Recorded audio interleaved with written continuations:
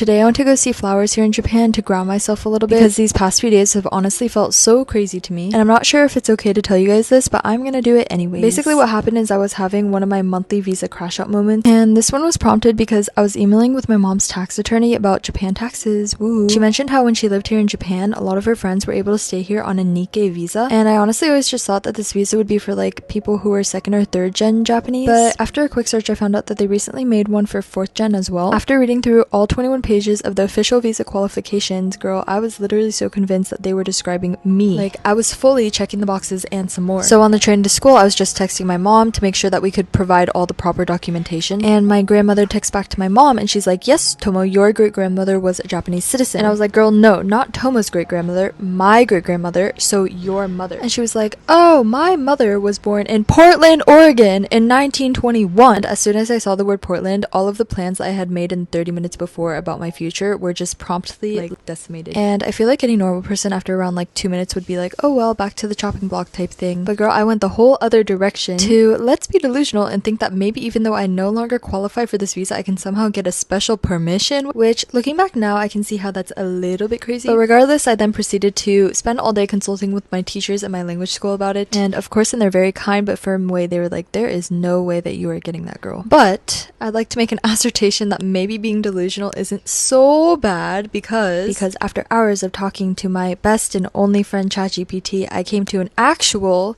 revelation, which I will talk about in part 2 because this video is getting way too long.